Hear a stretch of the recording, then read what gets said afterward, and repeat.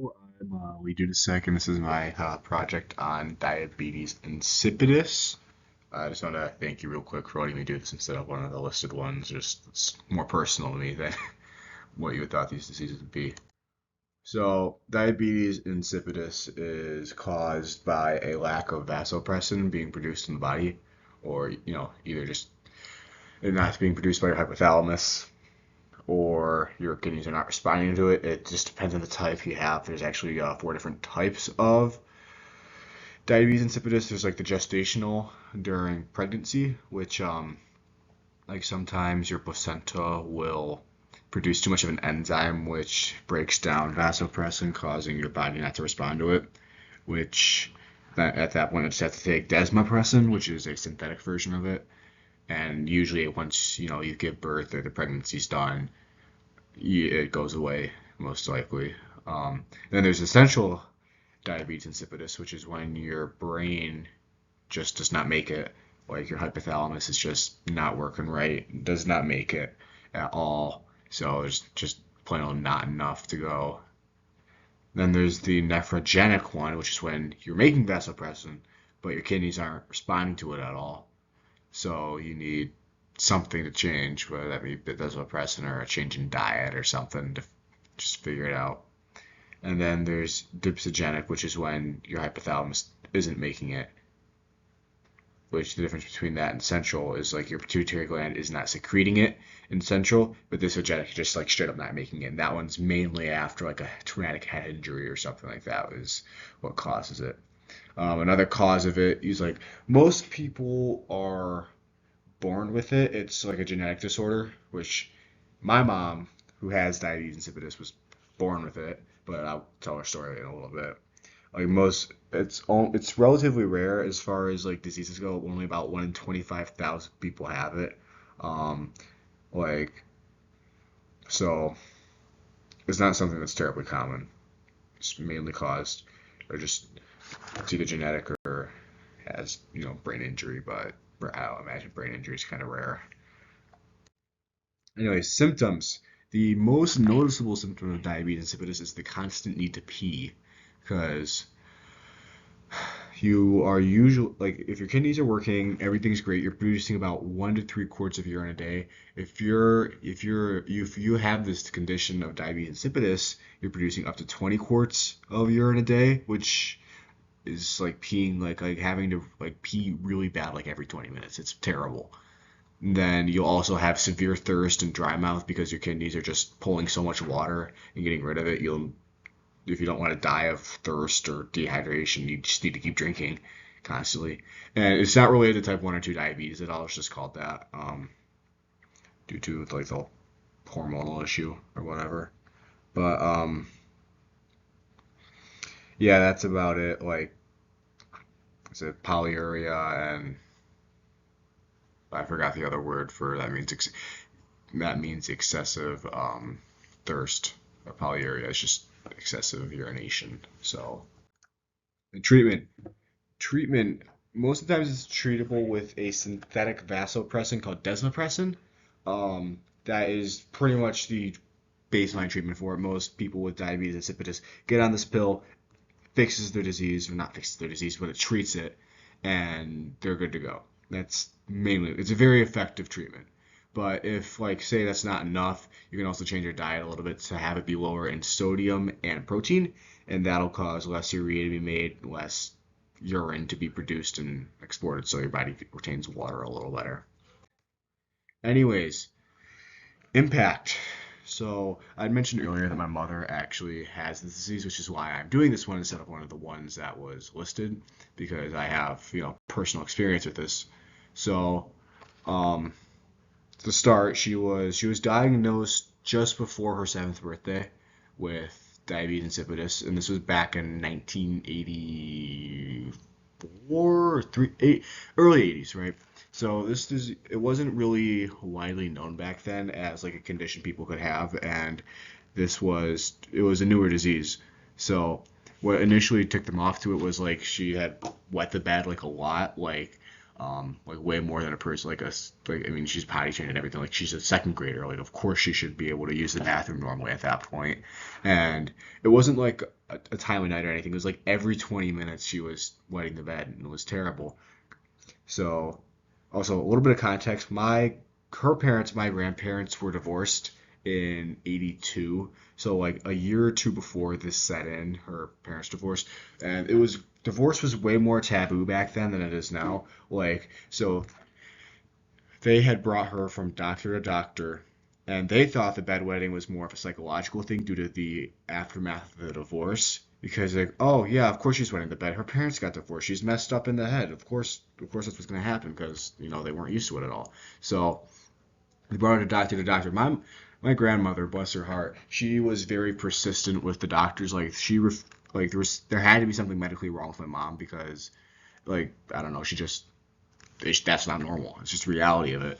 Um, so they brought her from doctor to doctor, and until they went to the Children's Hospital of Detroit, and like you talk about the impact of the disease before they found the Children's Hospital in Detroit. Like it was the family situation was already rough, and with my mom's illness not being treated or even knowing what it was, it was a source of like strife between two divorced parents as it is.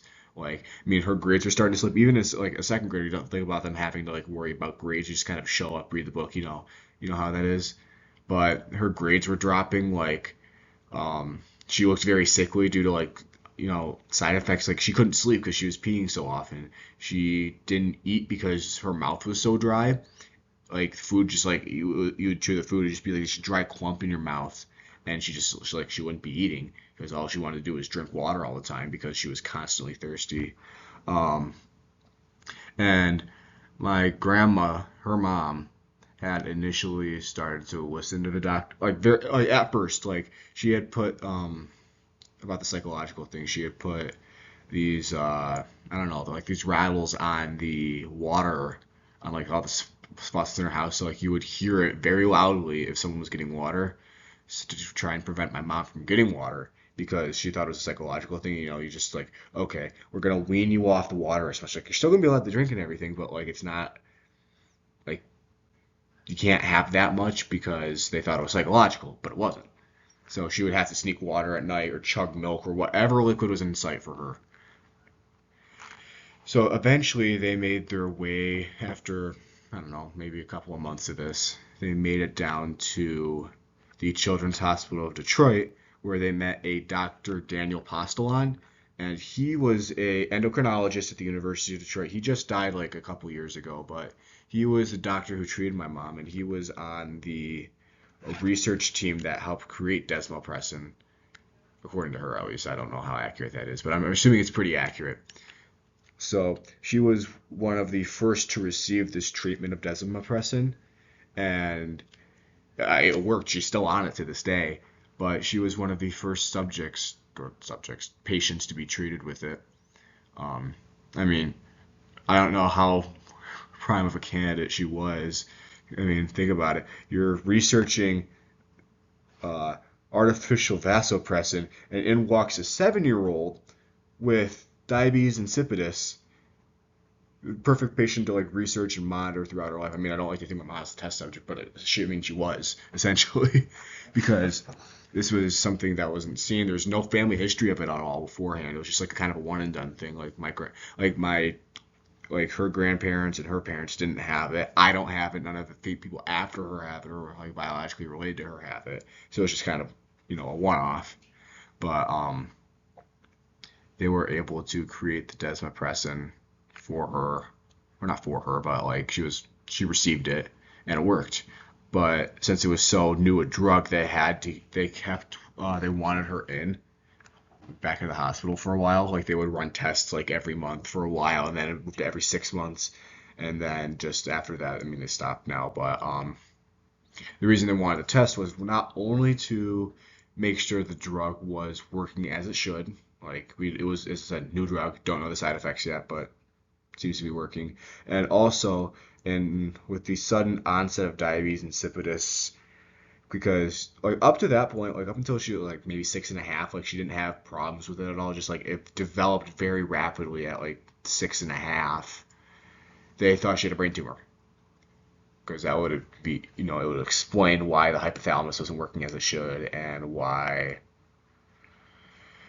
they would all the problems were causing. But they never found a tumor or anything like that. But just it worked out. Like she got on the desmopressin. It works out. She takes pills. She's been taking pills 3 times a day for the last 40 years. So it was actually a little scare not too long ago, in like the mid 2000s, of they almost discontinued making the desmopressin because the disease was so rare. They didn't see the need to spend a ton of money on it, but they found that it helps treat bedwetting in children. So they were and bedwetting is a much more common problem than diabetes insipidus. So they decided to keep making the desmopressin to treat that. So kind of worked out for her because the pills went from like, you know, rare and like $800 for a month's worth of pills to like, I don't know. I don't ask her. It's not my business, but they're not $800. I can tell you that. So that's my mom's story. Honestly, just a lot of problems up until she got diagnosed, and then she went on this experimental pill, and it worked. It worked well, leading into a much more common treatment today. So that was just impacting my mother. Just to, like, sum it up. It's a humiliating disease, right? Like you're tired, you look terrible because you're not sleeping, eating, all you're doing is drinking constantly. It's a lot of mental stress. Like as I said, I mentioned the strife between my grandparents, her parents, and just like grades dropping, her getting made fun of at school, stuff like that. And it's like, I mean, if left untreated, it will. You can't ignore this disease. It's like you have to pee every, I don't know, 20 minutes. Like it's not, and it's not like it's just it just, I don't know, it's at the forefront of your brain constantly because you're constantly thirsty, you're constantly peeing. It's bad. It's really, really bad.